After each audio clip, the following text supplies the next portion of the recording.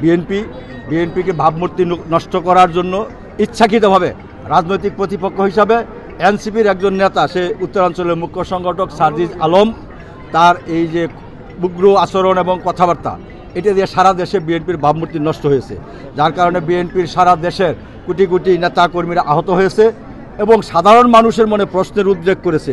এটা দিয়ে জাতীয়ভাবে একটা অসন্তোষ সৃষ্টির প্রচেষ্টা চালানো হয়েছে। এই সকল কারণে আমরা তার শাস্তি দাবি করেছি।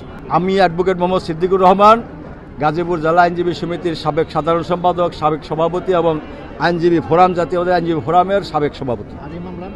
এই মামলার আমি ফাইলিং লয়ার, আমি নিযুক্ত মূল লয়ার। আমার বন্ধুরা যারা আছে গাজীপুর আইনজীবী ফোরামের সকল আইনজীবী বন্ধুরাই আছেন সাথে আমি এটার মূল ফাইলিং লয়ার। কোর্ট বলেছে মামলাটা সিআইডিকে তদন্তের নির্দেশ দিয়েছেন, সিআইডির রিপোর্ট পাওয়ার প্রেক্ষিতে পরবর্তী আদেশ দিবেন।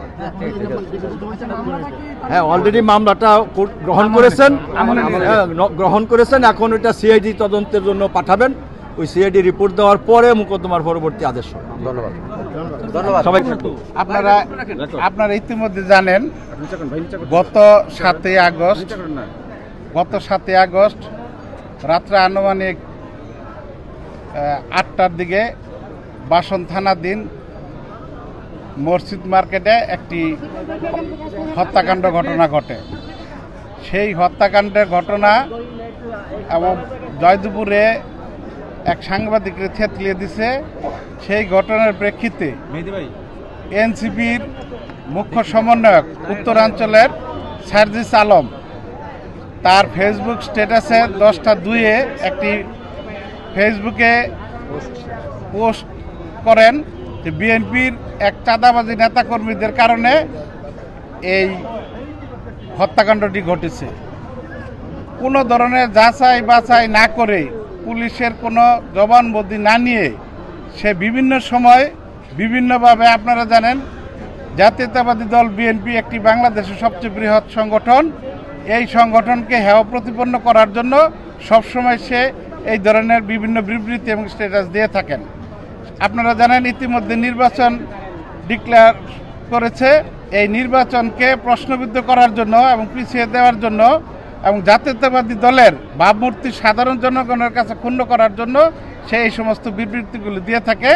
এর জন্য আমাদের সকল আইনজীবীদের নিয়ে, গাজীপুর কোর্টের যত আইনজীবী আছে সকলকে আমরা সাথে নিয়ে বিএনপির জাতীয়তাবাদী দলের আমরা সার্জিস আলমের বিরুদ্ধে মামলা রুজু করে গেলাম। বাসন মেট্রো থানার সভাপতি আমি তানভীর সিরাজ রুজু করে গেলাম। এই হাকিম কি দিল এটা আমাদের সাবেক আইনজীবী কয়জনকে উল্লেখ করে হচ্ছে এটা রায় করা হয়েছে। এখানে এই মামলায় যেহেতু এটা ফেসবুকে সার্জিস আলম একাই স্ট্যাটাস দিয়েছেন, আমরা সার্জিস আলমকে একজনকেই এই মোকদ্দমায় আসামি করেছি। বিচারক এই মোকদ্দমাটি বলছেন যে এটি যাচাই বাছাই হওয়া দরকার আছে।